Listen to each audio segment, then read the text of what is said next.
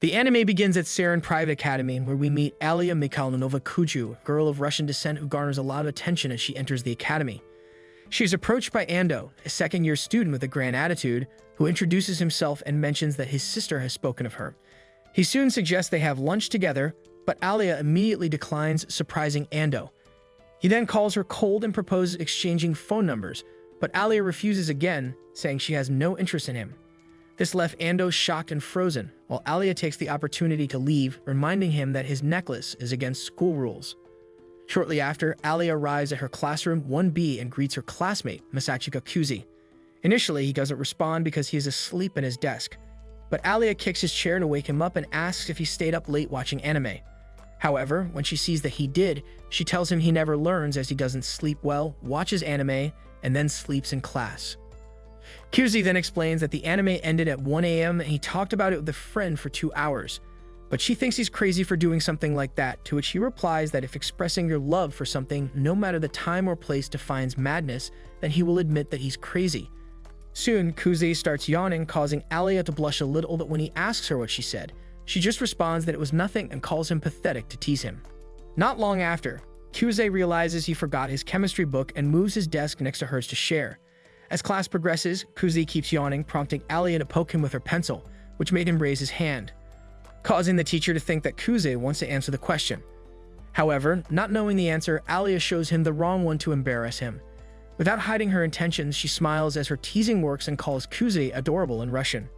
We then learn a bit about Kuzi's past, where as a child he often played with a Russian girl who lived near his grandfather's house, which is how he learned to understand spoken Russian. He never thought it would lead to this absurd situation where a beautiful Russian girl teases him in a language he understands but pretends not to, fearing she would faint from embarrassment if she knew. After class, Alya sees Kuzi taking out his phone and reminds him that cell phones are only allowed for emergencies or as references. However, he responds that it is an emergency because the free pull in his game ends in 10 minutes. She isn't pleased with this and asks how he can do that in front of a student council member like her. But when he ignores her, she confiscates his phone and notices that he has won a character named Tsukuyomi. She soon notices that this is a reference to the Japanese moon goddess, but doesn't understand why her hair is gray instead of black.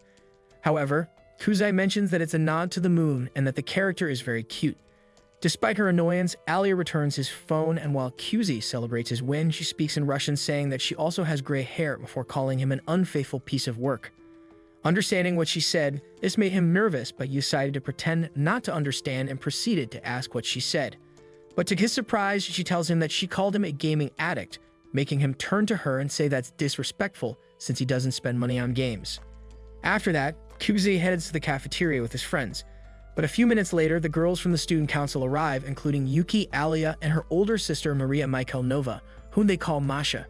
Kuzi's friends, Taki and Hiku, comment on how beautiful the sisters are, with Taki showing more interest than usual. However, Hiku thinks Masha has a boyfriend because she keeps rejecting boys, saying that she has a boyfriend. Kuzi even adds that if she didn't have a boyfriend, Taki wouldn't have a chance. But he complains and then talks about other options, mentioning Yuki and Alya. At that moment, Yuki makes eye contact with Kuzi, smiles mischievously, and approaches their table to ask if she can sit with them. Kuzi agrees and the others do too, with Taki feeling a bit nervous. Alya also sits with them, and as Yuki eats her ramen, she starts talking about the flavor. Seeing this, Alya asks if they are friends, to which Yuki responds that they have known each other since they were kids, having attended the same school since kindergarten. Hiku then asks if Yuki and Alya are friends, but Yuki says they are in the process of becoming friends and that she would like to be friends with Alya. This embarrasses Alya, who says she doesn't think she would be much fun as a friend, though Yuki's kindness starts to convince her otherwise. Suddenly, Taki and Hiku get up to leave, having finished their meal. Now Kuzi is left with Yuki beside him and Alya in front. She then moves her chair closer to his and asks if he's considered her offer to join the student council. But Kuzi replies that he's told her 1,000 times that he's not interested, even when Yuki thought that he would fit in well with her and Alya, especially since he has experience as a vice president. Seeing Alya doesn't know about this, Yuki explains that when they were in middle school, she was the president and Kuzi was the vice president. Kuzi mentions he only did it because she asked and that each candidate needed a partner for the elections. Later they leave and Yuki says goodbye while Alya tells Kuzi she's surprised they get along so well since she didn't think any girl would want to be his friend.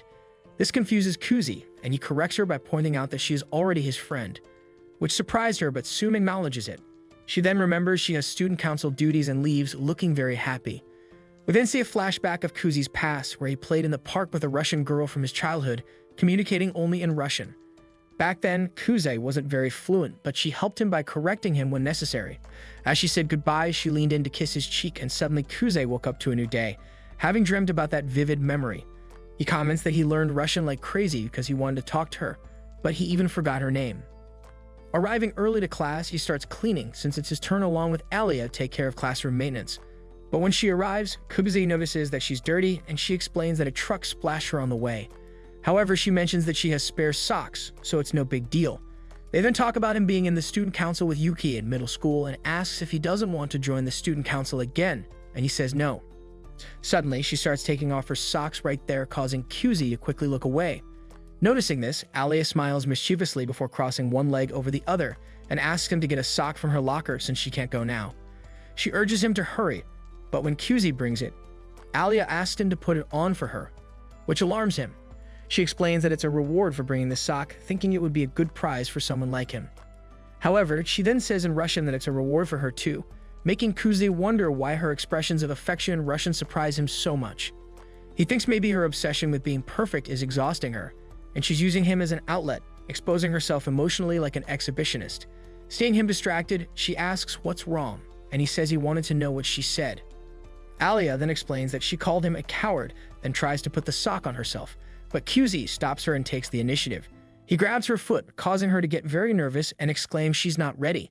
As Kuze tries to put on the sock, she squirms and makes strange noises. When he finishes, his hand accidentally touches her thigh, and out of embarrassment, she kicks him hard. Later, Kuze begs for her forgiveness, which she accepts, apologizing for kicking him.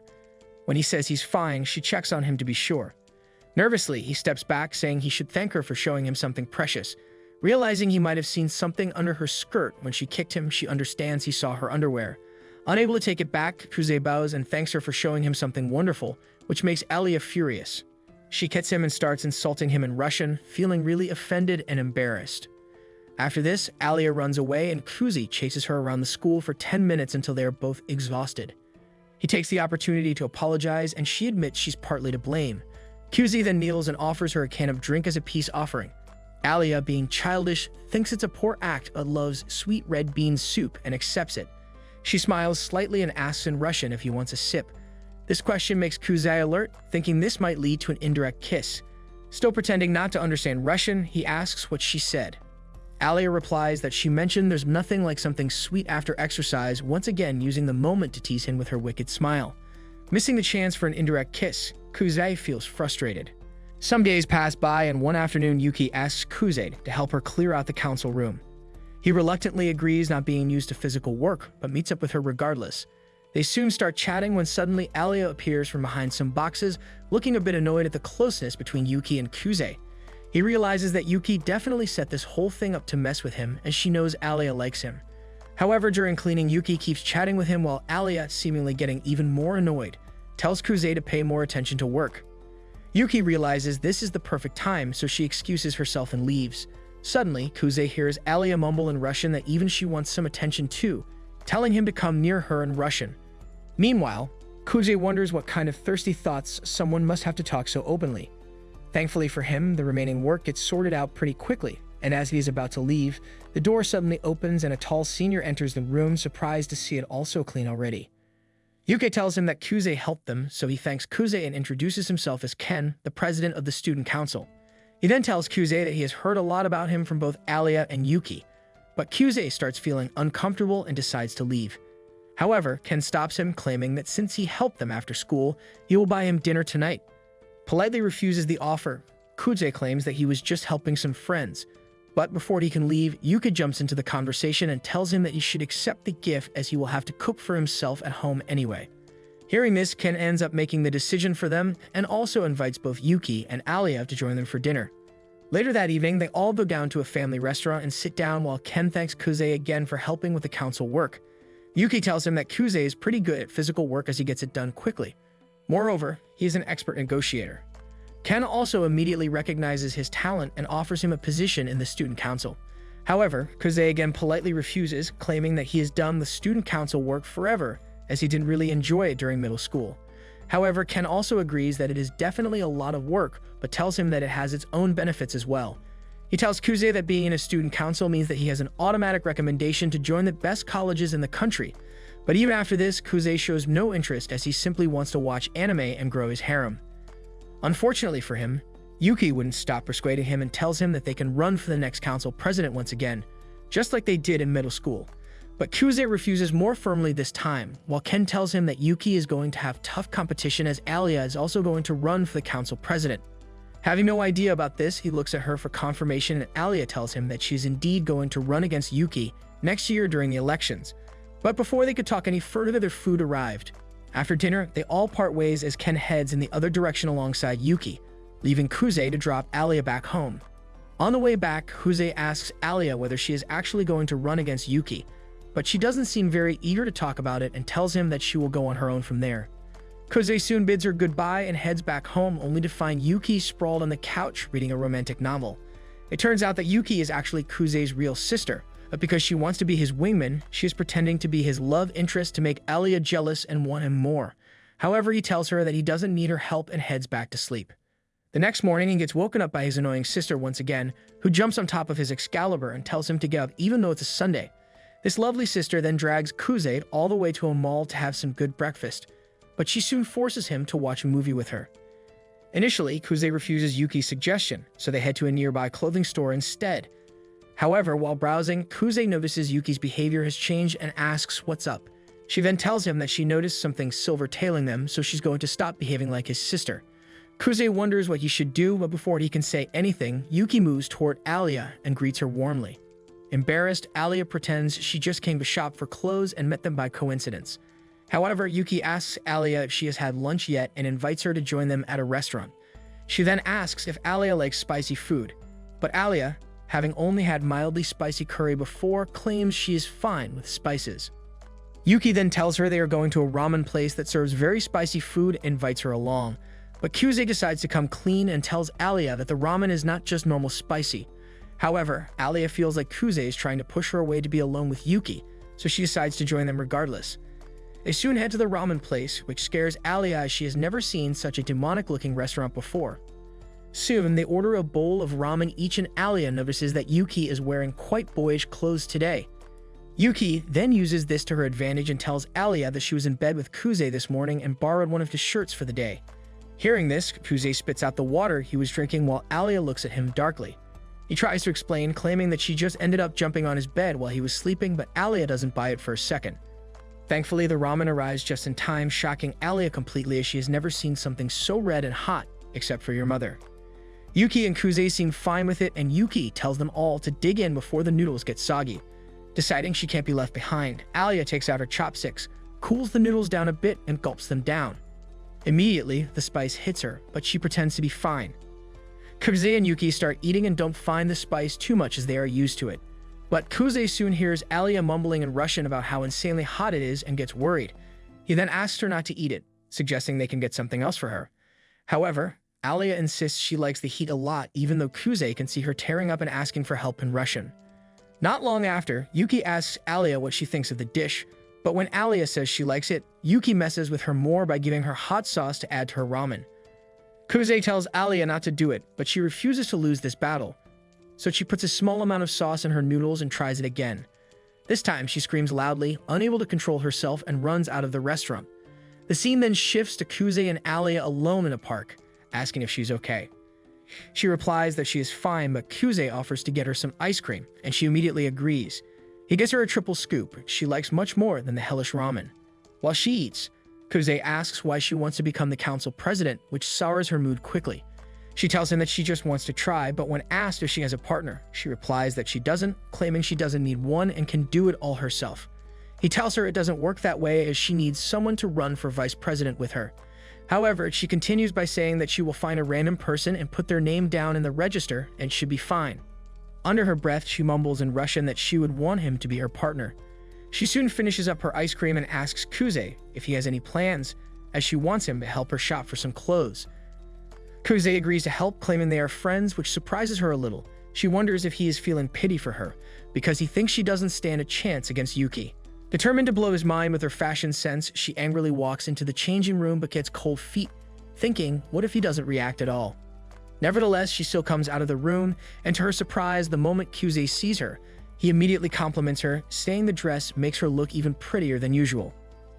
This blows her mind as she silently closes the curtains and starts panicking, while on the other side, Kyuze starts feeling embarrassed about the cringy lines he just spoke. However, Alya decides to keep it going, so she starts changing her dresses one by one, giving a full-on fashion show to Kyuze, who compliments each and every dress, making her feel even better. She finally decides to try something a little more revealing and opens the curtains to pose, only to see that Yuki has also arrived. Upon seeing her, she quietly backs off and shuts the curtains, feeling embarrassed and wanting to crawl into a hole. Later that evening, they head back together on the train, but Alya is still too flustered to talk. Finally, Yuki and Kuze's station comes, so they bid her goodbye and get off the train. There, Alya starts cursing herself for wearing something so skimpy, thinking Kuze will now see her as a nasty girl. But suddenly, she came to the realization that both of them got off the same station. That night, Alya returns home looking a bit down. She is immediately greeted by her sister, Masha, who hugs her and asks how her day was. However, she replies lazily that it was fine and heads to her room. Masha, not easily fooled, asks if something happened since Alya isn't acting like herself. She soon takes a deep breath and explains that she just came back from meeting Kuze and his childhood friend. Realizing this is about a boy, Masha smiles and asks Alya if she likes him. But Alya quickly defends herself, insisting that they are just friends and nothing more. Hearing this, Masha continues to laugh and asks how this guy managed to capture her heart, given that she never liked being friends with lazy slackers and always preferred perfectionists. The scene then shifted to 6 years ago in Russia, where she had a group project about local businesses. She eagerly divided the work among her friends and meticulously planned everything out, aiming for their report to be the best in the class. There, she followed the schedule perfectly and collected data on several businesses alone on Sunday. However, when she returned to school on Monday, she discovered that none of her friends had even started. Frustrated, she told them their report would take a lot of time, but they seemed unconcerned, claiming they had a full week. However, one of her friends noticed her work notebook and pointed out that Alya had already written a whole essay. They told her to chill out as it was just a school assignment. But Alya, being a perfectionist, insisted they take it seriously. This led to a major argument, with one friend telling her to do it alone if she wanted perfection and then leaving. That evening, Alya stayed late, continuing to work on the report every day until the results were revealed. But to her disappointment, another group won because their report was more cohesive, while Alya held back tears, clutching the work she did alone. As she walked home with tears in her eyes, she decided never to depend on anyone again, believing they would always disappoint her. After that, she passed a difficult exam and transferred to Japan. On her first day, she gave a speech at the ceremony, immediately becoming a favorite.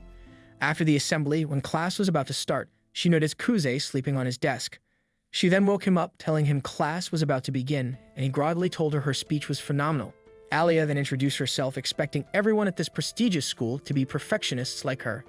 However, she soon realized most students were slackers, especially Kuze, who never brought the correct books, was behind in physical education, and slept through math class. As time passed, she withdrew into her shell, disappointed once again. Then one day, the school festival arrived. Their duties were divided, but despite being behind, the students remained relaxed and went home, while Alya worked overtime sewing the banner. However, she hurt herself and put on a band-aid when suddenly, the door slammed open and Kuze entered. Alya was surprised to see him after school hours, but he told her she shouldn't overwork and should go home. At this point, Alya was prickly and told him to mind his own business as she had a lot of work to do. But Kuze reassured her not to worry, explaining that he had used some connections to get permission to stay overnight in the school to help. He had also made friends in the handicraft club and convinced them to assist with the festival work. With more people to help, he urged her to relax and go home. Overwhelmed, Alya teared up and confessed that she couldn't relax because she wanted to create a festival that everyone would genuinely enjoy, refusing to compromise on quality. However, Kuze told her she was putting all her efforts in the wrong places, suggesting that if she had focused on convincing everyone else to work together, it would have reduced her workload and involved all the students. Frustrated, she left the room, wondering what his problem was. The next day, everything changed. Kuze had somehow motivated everyone to do their best for the festival, resulting in a flurry of ideas and enthusiastic participation. Students started staying late, working together, and having fun, and slowly, Alya began to open up to her classmates. Surprisingly, on the day of the festival, their attraction was a huge hit, winning the Best Attraction award by a large margin. The festival ended with a student dance where Alya found Kuze sitting alone. He asked why she wasn't dancing, noting that everyone would want to dance with her. But she said she didn't want to because every boy kept bothering her about it. Kuze laughed and told her that people were calling her the Ice Princess because of her attitude. However, Alya wasn't thrilled about the nickname, saying it made her feel like people thought she was born with everything, even though she had worked hard for her achievements. Alya then apologized for lashing out at him the other day and asked if she could do anything to show her gratitude. Initially, Kuze told her it wasn't necessary, acknowledging her efforts, but he soon wished for one thing: to call Alya by her first name. Just then, a group of boys appeared, pressuring her for a dance. Seeing this, Kuze took matters into his own hands, grabbed her arm, and asked her for a dance as her way of thanking him. Back in the present, Masha commented that it sounded like the start of a beautiful love story. Alya, however, kept on insisting they were just friends, but Masha wasn't convinced, smiling knowingly.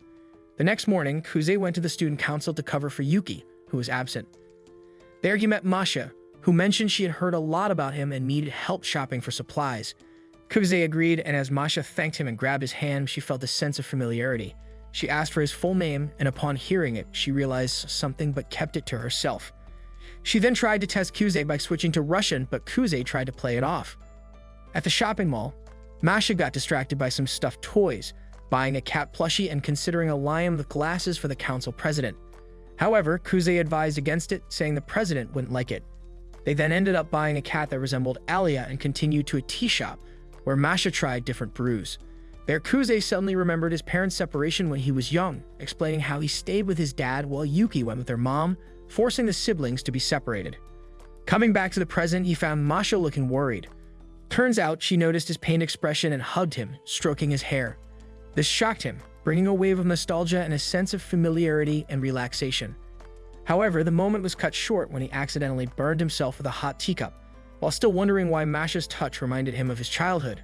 Upon arriving at the student council room, Masha shows the new mascot to the president. Kenzaki admits the creature is cute but hopes Masha doesn't plan to keep it there. Kuze then places the supplies they bought on the table and Kenzaki thanks him, commenting that he can't imagine what would happen if Masha had gone shopping alone.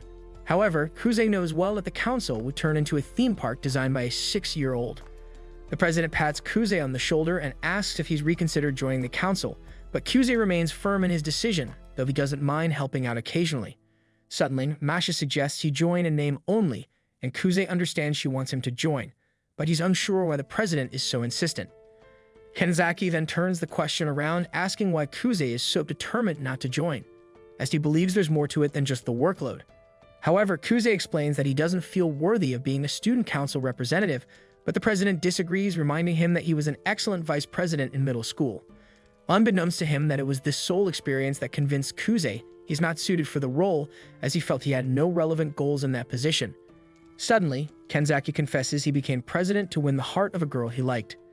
Can't help but laugh, Kuze asks if Kenzaki is serious and to prove his point, so he shows a photo of himself as an unconfident boy in his last year of middle school. Just 2 years ago, he had bad grades and hated sports in school, until he fell in love with one of the prettiest girls in the class, now his girlfriend and vice president, Sarah Chizaki. He believes that Kuze doesn't need a proper reason to join, knowing that Masha only joined because Chizaki asked her to. Kenzaki then reminds Kuze that he has already shown his capabilities as vice president once, which is proof enough that he has nothing to be ashamed of. This comment brings Kuze back to the memory of his election in middle school, where his sister had asked him to stay by her side, but he thought it would be too much trouble. Faced with this, Kuze says he'll think about it, so Kenzaki notes that having time to think is a privilege of youth. Reflecting on the proposal, Kuze asks where Alya is. Turns out she was sent to mediate a dispute between the baseball and soccer teams. The baseball team needs the field for their inter-school games, but the soccer team has made it to the regional qualifiers and also needs the field. Neither team wants to give in, especially since the baseball team is visited by scouts who recruit players for professional leagues, and their captain has been featured on TV. Usually, Chizaki mediates between the clubs, but she's busy with important matters in the kendo club, so Kenzaki sent Alya to gain experience, though she's having trouble. Hearing this, Kuze excuses himself to check on the situation between the teams. Meanwhile, in the locker room, Alya is sweating bullets amidst a group of determined athletes. Trying to control everyone's anger, Alya emphasizes that belittling others won't solve the situation. However, the soccer goalie asks if she has a better idea, so she suggests they use the nearby Riverside Park to train since it has both baseball and soccer fields. But the school's field is in much better condition, so no one wants to give it up. This fact reignites the argument, and Alya tries to be heard once more, but is drowned out by the boys shouting. Faced with this, she feels like a failure who can't influence people. This then reminds her of when she was younger and decided she wouldn't trust people anymore, only to regret it later. It was that day where she resolved to do everything alone because no one could keep up with her pace. Now she pays the price for having isolated herself and scorned interaction with others. Thinking about it, Alya concludes that she is completely alone, and this feeling brings tears to her eyes, especially since she is sure it's her own fault. In Russian, she quietly asks for help, as if someone could somehow hear her. Suddenly, Kuze awkwardly enters the locker room and apologizes for interrupting. He then announces that he is responsible for general matters of the student council and has been sent as reinforcement for the mediation. The scene shifts to moments earlier, where Kuze had been listening to the argument and how Alya was trying to calm everyone down. He realized that her approach wouldn't work because both sides were too heated, so it would be good for the council to buy some time to start over. Despite this, Kuze believes it's a good experience for Alya. He then turns to leave until he hears her asking for help in Russian. But before entering the locker room, he thinks that this is why Alya is always alone, as she only says important things in a language no one understands. When he gets into the locker room, one of the baseball players recognizes him as the former vice president during elementary school. There he arrives with a bang and emphasizes that the big question is who gets the school field and who goes to the river. He then suggests that the baseball team take the river since they have fewer players to move. In exchange, the soccer team, which has more people, will send some to help with the process. Still, the soccer players don't want to cooperate, and the baseball team won't budge either. So the soccer assistants offered help with the relocation, calming everyone's nerves. With the terms agreed upon between both parties, the matter is officially resolved. Kuze then asks the captain from each side to attend the student council with their formal requests. Later, when returning to the council room, Kuze apologizes to Alya for thinking he might have run over her in the middle of the discussion. However, she didn't see anything wrong but wanted to know why he made that proposal, because it seemed like he knew the assistant would offer help. Moreover, Kuze was staring at the assistant the whole time during the discussion. He soon explains that the girl is dating the captain of the baseball team, and as the team leader he had to stick to his convictions even if he wanted to help his girlfriend. What Kuze did was give the girl a little nudge by looking directly at her and instigating a decision from her. Considering that, as the baseball captain's girlfriend, she wouldn't feel out of place helping. On their way, Kenzaki approaches the two and asks if the case was settled. But upon knowing that it was resolved, the president thanks Alya for her help, making Kuze imagine that it was all planned to make him intervene in the mediation on purpose. Having no reason to lie, Kenzaki admits that was the plan and asks if Kuze has made up his mind. However, this time, Kuze changes his mind and makes himself available. Happy, Kenzaki calls the new member to the council room. But on the way home, Kuze confesses that he doesn't like the feeling of being tricked, but believes it's time to accept his fate, because all his actions pushed him toward the student council. Alya asks if Kuze will join the presidential election with Yuki, noting that if it's true, she won't give up on becoming president, even if it means facing both of them. Remembering how determined Alya is, Kuze knows well that she won't give up because she's an unwavering force. However, suddenly, he states that he will make her president because he doesn't want Alya to be alone anymore. Therefore, from now on, they are on the same side. Saying this, he extends his hand, and Alya wipes her tears and reciprocates the gesture. Then she surprises Kuze with a phrase in Russian that makes his heart race. This reminded him of when he was a child playing with his Russian friend. He felt the same thing, and now he discovers he can feel it again. Suddenly, Alya crushes his hand and asks if he was thinking about another girl. This causes Kuze to confess in shock and soon realizes he committed the second biggest mistake a romantic comedy protagonist could make in a confession. Alya then quickly assumes that the boy was thinking about Yuki, but before he can deny it, he gets another tight squeeze on his hand. Finally, she slaps his face in exchange for forgiving him for the mistake. This causes Kuze to fall, but then she extends her hand to help him up. As they walk home, Kuze confesses that it's the first time he's been slapped by a girl and believes it gave him experience as a man. In response, Alya comments that the boy must have hit his head on the ground in the fall unless he has a defective brain from the factory. At the building's door, the Russian girl asks if Kuze wants ice to put on his face, but he says he's fine since he doesn't feel anything on the left side of his face. But to his surprise, Alya kisses the right side and says goodbye. When she goes up to her room, Alya panics, remembering that she says she loves Kuze in Russian. She starts denying to herself that she indeed feels that way about him, pretending she just got carried away by the heat of the moment. Even if she's in love, hypothetically speaking, her priority is to be elected president of the student council, and that's what she should focus on right now. However, Alya can't stop imagining tomorrow when she returns to school and Kuze says he didn't mean it when he said they were on the same side. At that moment, her older sister arrives and says she met a wonderful person. She then shows a stuffed kitten and says it looks like her sister, although Alya doesn't think so. Later, Masha comments that Kuze is a great guy and understands why her sister fell in love with him. Although Alya denies it, her sister warns that she needs to confess her feelings to him as soon as possible because any day she might end up losing the one she loves to someone else. At the same time, Kuze was wrestling with the internal struggle everyone faces after saying something they perceive as stupid or cheesy in front of someone they want to impress. He was quite sure Alya had confessed her love for him. Initially, this gave him hope that the things she said in Russian weren't just jokes. But she seemed genuinely serious when she said it today, yet Kuze couldn't believe that someone like her could love him, given his low self-esteem. He preferred to think that Alya had simply gotten caught up in the moment and acted impulsively, thinking that in his mind she was probably at home screaming into her pillow out of embarrassment and regret.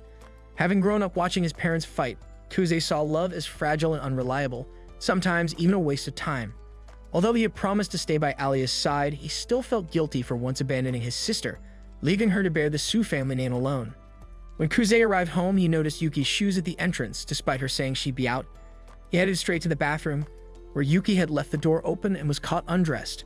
Although Yuki screamed and called her brother a pervert, Kuze suspected she had planned it, reasoning that leaving the door unlocked wasn't a wise way to ensure privacy. To his surprise, Yuki confessed she had done it on purpose because they had never experienced a classic sibling scene where a brother accidentally walks in on his sister dressing. She insisted that every pair of siblings should experience this at least once in their lives. But Kuze told her that such ideas only made sense in her crazy otaku brain. However, Yuki was determined to see the scene through to the end, even breaking the fourth wall by looking at an imaginary camera for a fan service photo. Kuze questioned her actions, and she explained that she was looking at a camera only an idiot couldn't see. Annoyed, he grumbled again, so Yuki declared that this was her reward for tricking her brother earlier, but Kuze retorted that he didn't want to be rewarded by seeing her and his own sister in her birthday suit. However, Yuki insisted he had taken a secret peek, prompting Kuze to explain that seeing everything at once wasn't enjoyable. Shocked by such an outrageous statement, Yuki regained her composure and agreed that was indeed the trick, making sure to find out if he had taken a look. Feeling cornered, Kuze admitted he had accidentally seen her oranges, igniting another round of bickering.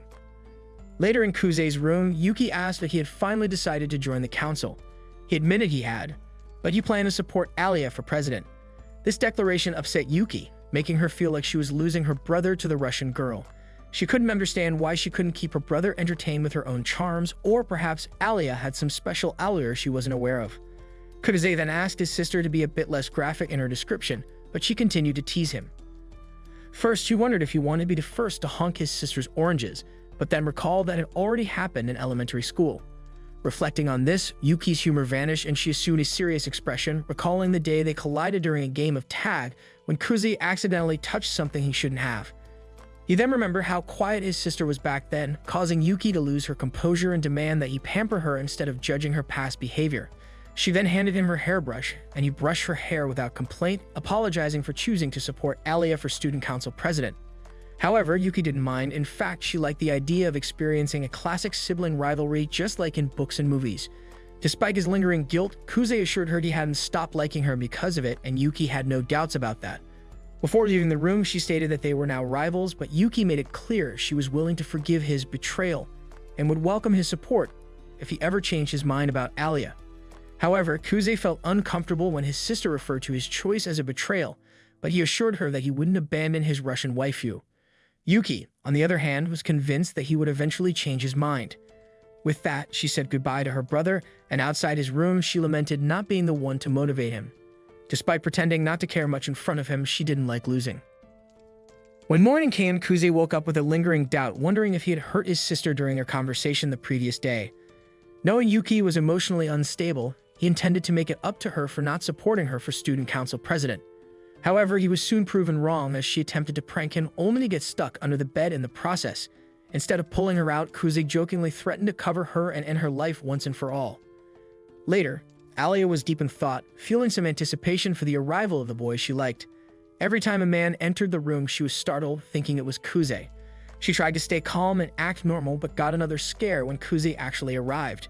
She then quickly pretended to be unbothered to hide her feelings, but despite her efforts, it was becoming increasingly difficult to ignore the glow she saw around him. When Kuze sat at the table and chatted with his friends, he displayed a much more cheerful mood than usual. This caused the Russian girl to wonder why he hadn't arrived, yawning like always. Somehow, she felt he was adjusting his behavior to be around her, just as he had promised yesterday. Meanwhile, during a volleyball game, Alya was lost in thought when a teammate called her attention to the ball coming her way. She immediately jumped up to spike it, scoring the winning point. Later, during the boys' game, Kuze wasn't so lucky, getting hit in the back of the head by a ball during his team's serve. Getting a bump on his head, the poor guy tried to recover while his stomach growled with hunger. Alya soon approached to check on him, but he assured her it was nothing serious. For some reason, Alya placed her hand on her own forehead and then on Kuze's, giving him a prime view of the mountain Everest that Yuki didn't possess. At that moment, he recalled his sister's strange talk about this and swallowed hard with embarrassment. Then Alya tied her hair up, revealing the edge of her armpit, driving the boy even crazier. Soon after, Alya asked why he was acting this way, and he pretended it was nothing. She then stood up and suggested he drink some water, which he did, accompanied by Alya. Like the Russian girl, the Japanese boy was finding it hard to stop staring at his friend, trying his best to calm his tiny little sword by diving into the water. Amidst all this, Masha arrived to chat with our man, who is now staring at the clouds. Weirdly, he talked about the blue sky and everything around it, but inside, all he could think about was how much he had come to appreciate gym uniforms after today. Masha then asked if he had a towel to dry out from the water fountain, but the guy was old school and preferred to let the sun do the job. Without warning, Masha pulled Kuze's head down and started rubbing it with her towel, causing him to get the view of his lifetime. Feeling jealous, Alya pulls her friend back to the classroom and asks Masha to do the same. On the way back, Kuze was already wondering where this was going and closed his eyes when Alya spoke to him, expecting a scolding. However, the Russian girl was asking if he was feeling better, showing the same kindness as yesterday. Curious about her sudden, affectionate mode, he asked if Alya wasn't being too nice, and she replied that she was worried because he'd been acting strange all day. However, Kuze simply explained that he forgot to eat breakfast, which explained his lack of energy. He also tells her that he didn't sleep in class today because he had a good night's sleep, which made Alya furious because she could hardly sleep last night, thinking about what he had said. Annoyed, she walked away, and Kuze was glad because this was the Alya he knew. At the end of the day, he asked Alya to stop by the student council room, but she was too angry to respond. Still, she followed the path he wanted, so he silently followed behind. In one of the hallways, the soccer and baseball players were acting like army recruits in front of the council room. Not understanding anything, Kuze opened the door and came face to face with Chizaki, who was carrying a bamboo katana on her shoulder. As he was about to close the door, claiming he knocked on the wrong door, a girl stopped him. However, she soon returned to her normal behavior and explained that she was just angry because she thought it was the soccer and baseball guys coming back. Chizaki was furious because she had sent a junior student to mediate the conflict between the teams, but from what she heard, they all ignored her and kept fighting like fools. For this reason, the senior student used the bamboo sword on some of them. Kuze thought it was excessive to carry a sword, but the girl was sure that a bamboo strike wouldn't kill anyone. But as soon as she said this, she started laughing, and Kuze forced a laugh to not make the situation worse, as he knew Chizaki well, and some boys even called her Big Sis because of her behavior. Kenzaki soon intervened to ease the tension, explaining that his girlfriend didn't hurt anyone but just threatened them if they didn't agree to behave nicely. Irritated for being exposed, Chizaki slapped the boy, who thought his shoulder would get dislocated. At this moment, Masha arrived at the meeting and asked the couple not to fool around in the council room. Embarrassed, Chizaki apologized to her boyfriend, but he responded that it was good to take those slaps because they relieved some of the pain he was feeling. Still feeling guilty, the girl claimed she couldn't control her strength, so Kenzaki promised to prepare to become a punching bag if that's what it takes to be by her side. With that said, Chizaki pulled the man closer to her, making Kuze wonder how on earth this turned into a romantic scene. Alya then joined in the fun, and they both laughed at what was happening. Then Masha came closer and commented that the two really got along, making Alya blush. Now it was Yuki's turn to arrive late, and with that, the student council meeting finally began. But first of all, the president asked the newest member to introduce himself, so he said his name and mentioned that he would be running for the presidential election alongside Alya. Kuze introduces himself as a big fan of Otaku media, willing to chat about it with anyone interested. The president then announces that Kuze is officially part of the council and assigns him to assist Masha as his first task. Kenzaki assures that Kuze will quickly adapt to his new role thanks to his experience as vice president. However, he mentions that working with the girls will be an exciting challenge, especially since the council is short-staffed and it's a good opportunity for Kuze to prove himself. But Yuki interrupts, saying she needs to go to the art club to discuss their next exhibition. She requests Alya, the organization's treasurer, to join her since the project budget will likely be a topic of discussion. Alya agrees and the president gives them the green light. As they leave, Kuze senses that trouble might arise and Alya shares the same feeling. While heading to their task, Alya can't resist calling Yuki for a chat. So Yuki agrees and suggests they use an empty classroom nearby. Inside, Alya reiterates her intention to run for president alongside Kuze. She doesn't apologize as she doesn't believe she's doing anything wrong, but she feels she should say it personally to Yuki. However, Yuki sees no need for an apology as Kuze himself chose this path. Yuki admits she felt bad for not being Kuze's choice for the election, but goes further by confessing she loves him, which surprises Alya. To make things more intense, Yuki claims she loves him more than her own parents and provocatively asks if Alya loves him too. Initially, Alya replies that Kuze is just a friend, but Yuki presses on to know if Alya has feelings for her brother. Relentlessly, Yuki pushes Alya against the wall until she admits she doesn't know if she's in love or not. After a pause to gather courage, Alya confesses she won't let Yuki have him. Yuki, pleased to hear this, calls her council colleague to join her at the art club. Since she heard Kuze and Masha calling Alya by her nickname, Yuki decides to do the same and asks to be called by her first name in return. Meanwhile, Masha and Kuze work together, and Kuze notices that Masha is highly efficient when it comes to delivering results. On the other hand, the president's girlfriend, Chizaki, is extremely clumsy. Kenzaki realizes things aren't going well and suggests Chizaki help with the library's restocking. Eager to prove herself, she rushes to her new task, while Kenzaki expresses his impatience with her blunders. Once she's gone, he explains that despite Chizaki's clumsiness, she is a formidable force in club and committee discussions. To avoid embarrassment, Kuze comments that every council member has their strengths and weaknesses. With the president's departure, Masha suggests taking a tea break and has everything needed for a great drink, including milk, sugar, and even strawberry jam. Kuze recalls that this jam is used in Russian tea and requests a cup, thinking black tea is more common for Russians in winter. But Masha explains that it depends on the family as hers drinks it year-round, a habit passed down from her mother, who loved the drink. Kuze mentions his fondness for Russia, sparked by watching Russian movies with his grandfather as a child, and reveals he studied Russian intensely to speak with a girl he loved in his childhood. They soon enjoy the Russian tea, and Kuze is enamored with the flavor. He soon watches Masha eat jam separately from the tea and curiously asks why, but she says it's just for preference. As he tries to follow her lead, he finds the jam too sweet. At this moment, Alya and Yuki return after finishing their task, so Masha offers them tea, which Yuki eagerly accepts, while Alya is less enthusiastic after her challenging encounter with Yuki. Suddenly, Alya sits close to Kuze, explaining that sitting at the corner of the table is considered bad luck in her country. Despite her day not going well, she sits so close that Kuze is pushed to the other side, while Yuki shoots a jealous look at her council colleague. The Russian girl doesn't hold back, so Kuze realizes he's caught in the middle of a battle. To ease the tension, he asks Masha if it's true about sitting at the corner of the table, and she confirms it, adding that according to local culture, single people who sit at the corner will never marry. However, the older sister then asks if the younger one has found someone to marry, but Alya pretends she just didn't want to sit on the edge, switching to her native language to say it's too early to think about marriage. Student Masha serves her sister a plate filled with jelly before the tea. Later, Kenzaki announces that the work for the day is done, and since the second-year students still need to discuss something with the teachers, the freshmen can go home.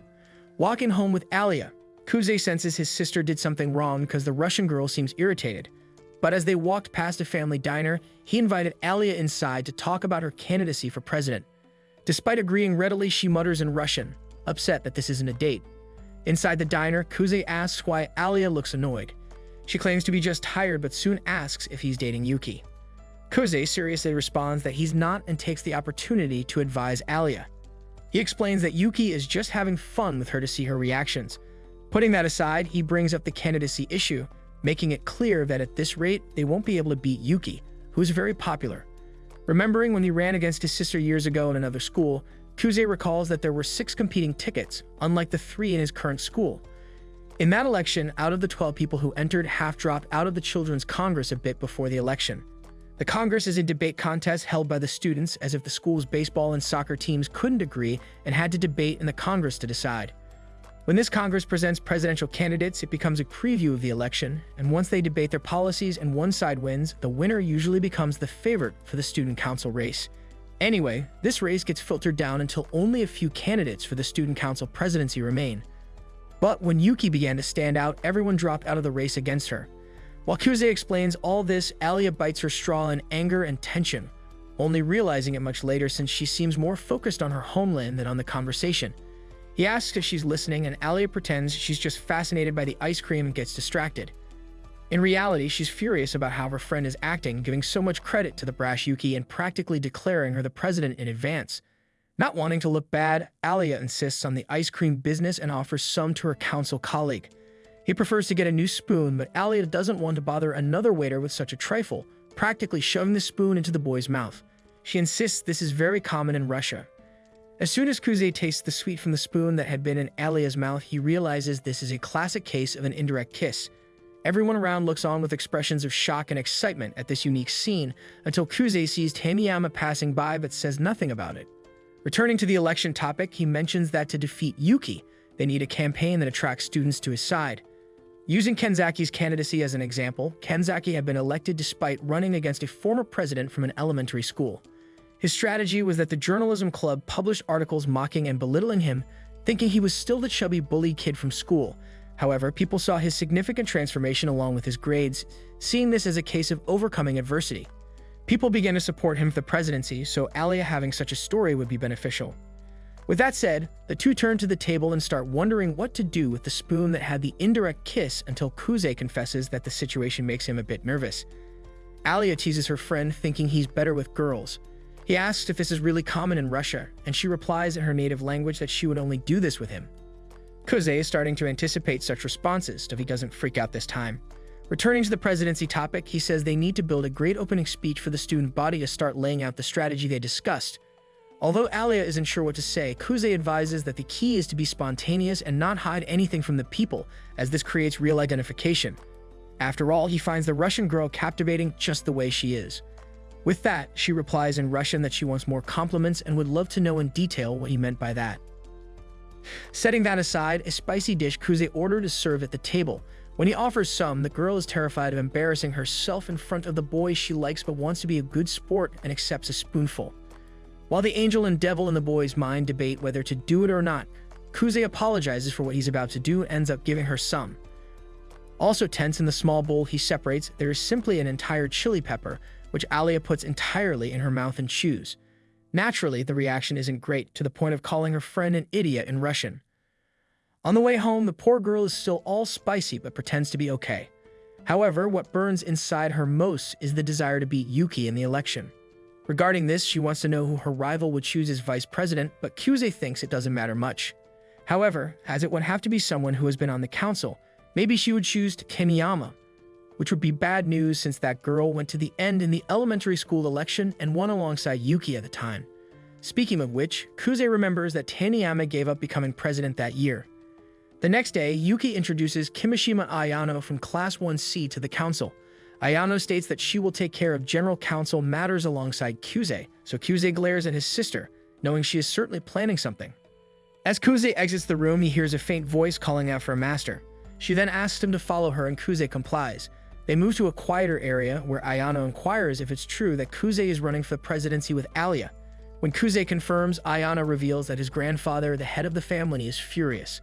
The old man doesn't want Kuze interfering with Yuki's path to greatness. This angers Kuze, reminding him of how his grandfather had disowned him when he left the family and insisted that his relationship with Yuki be kept secret.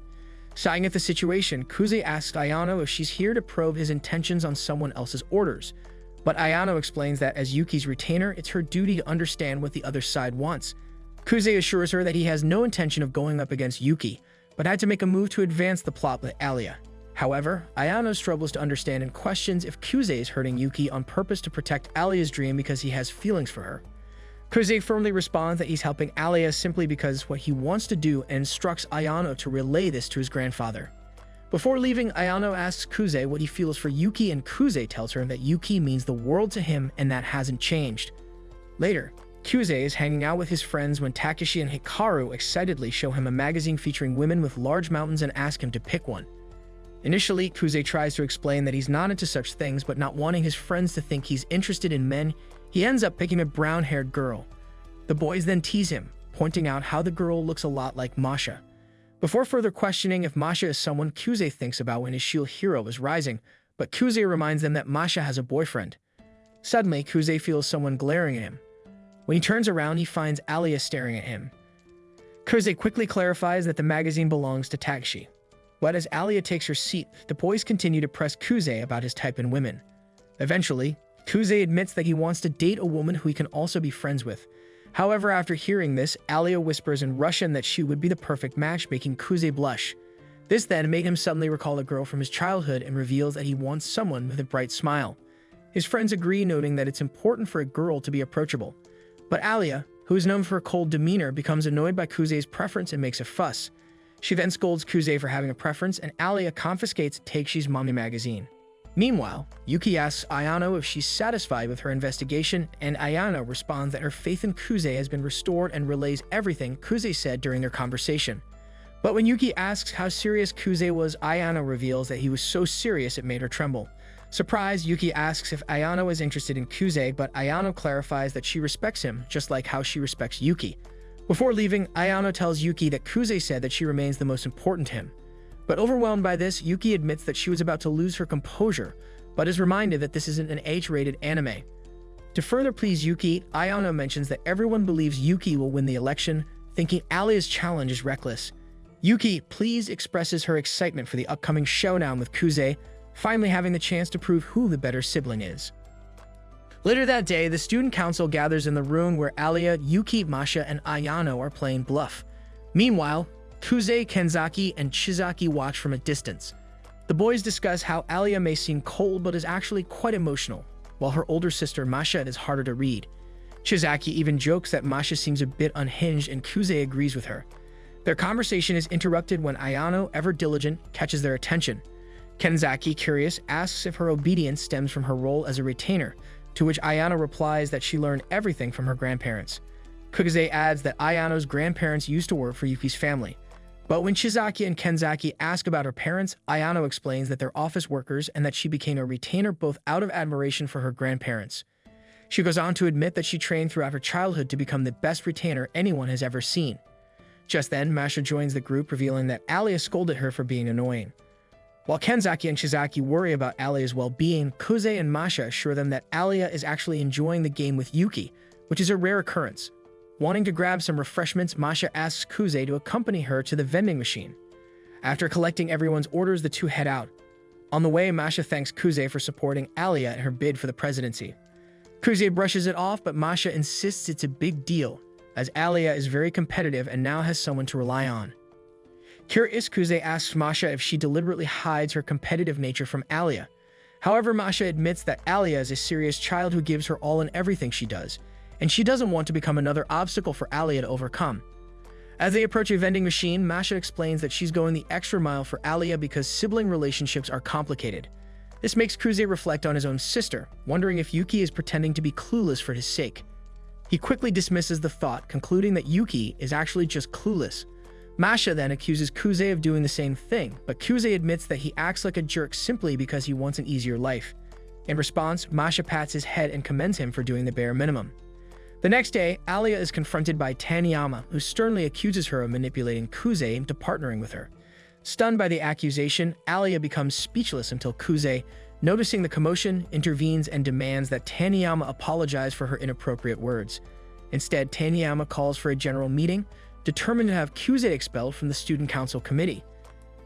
The next morning, Kuze and Alya head to the student council president to discuss their encounter with Taniyama. The president is puzzled by this, noting that Taniyama is a well-respected and intelligent student, making her a formidable opponent in any debate. Alya remains unfazed, but Kuze points out that they have nothing to gain since Taniyama isn't even running for president. However, Alya argues that debating Taniyama would be a valuable opportunity to showcase her skills and ideology to the student body, potentially gaining more support. Later that day, Kuze and Alya review their strategy. Kuze tests Alya by listening to her responses to possible accusations from Taniyama until he's confident in her preparation.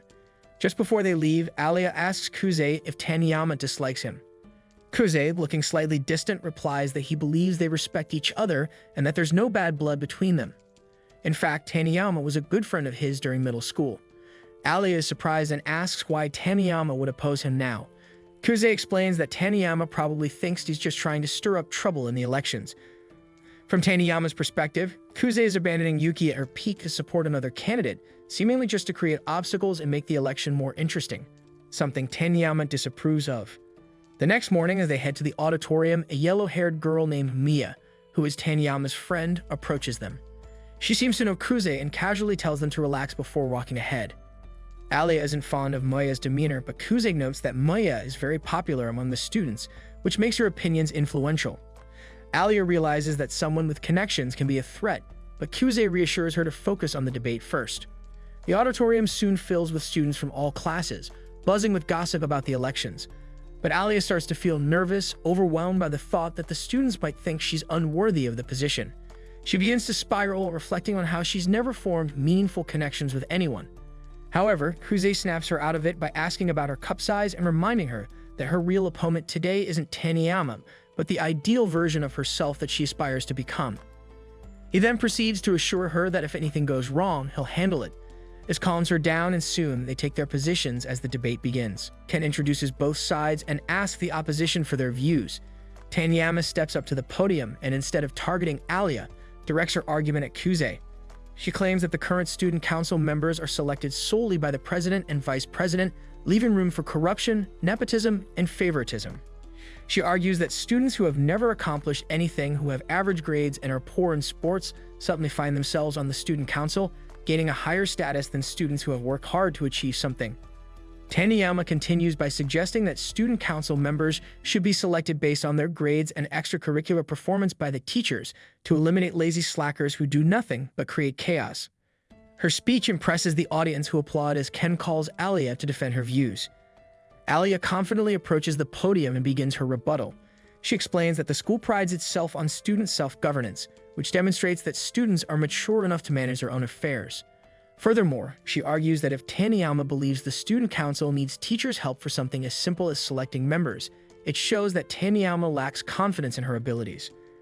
Alya also asserts that academic grades aren't everything. People have their own strengths and weaknesses. A student who is average academically might possess excellent social and problem-solving skills, which are crucial for the student council. However, the moment Kuze realizes that Alya has secured her position, Taniyama interrupts, firing off a series of questions. But her questions are weak, and Alya calmly addresses each one, leaving Kuze smiling. Taniyama had thought Kuze was her rival in this debate, but in reality, it was always Alya. Struggling to maintain her footing, Taniyama asks what would happen if the president or vice president went rogue. Before Alya can respond, some students start causing a commotion, labeling Alya an outsider and claiming that Taniyama is better suited for the council. This distraction shakes Alya's concentration, causing her to lose track of her thoughts. Just as Alya is about to break down, she feels Kuze's reassuring hand on her back. Taking the microphone, Kuze jokes that Alya lost her voice because she was busy with him last night, and then takes over the debate. But instead of sticking to the points, he launches into a stand-up comedy routine, roasting the president for no apparent reason. Kuze humorously argues that if teachers were responsible for selecting the student council members based on academic performance, Ken would never have become president because of his poor grades and unflattering past as a chubby loser in his first year. He adds that the student council values passion and talent, which allowed Ken to grow into the beloved president he is today. With that, Kuze drops the mic, leaving the audience waiting for Taniyama's response.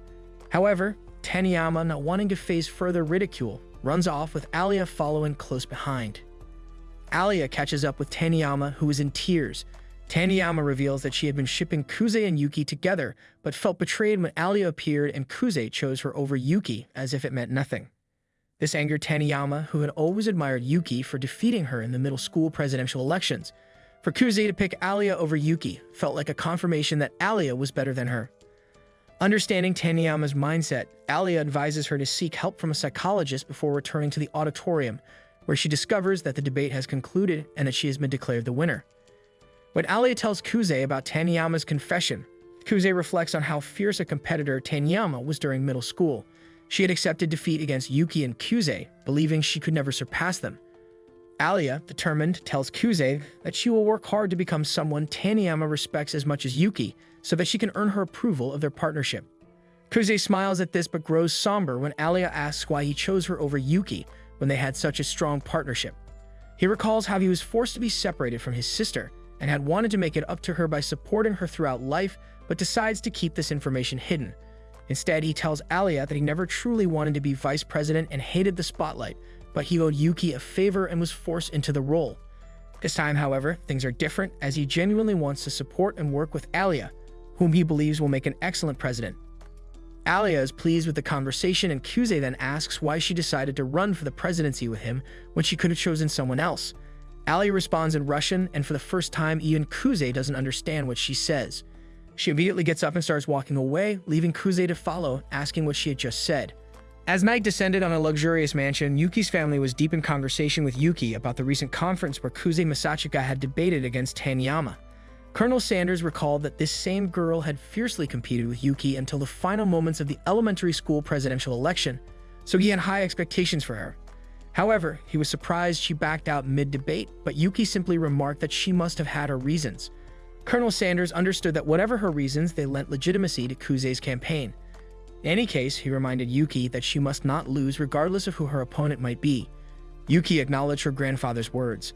He emphasized that while she might not be as naturally talented as Kuze, at least she understood that with great gifts come great responsibilities that Kuze had abandoned.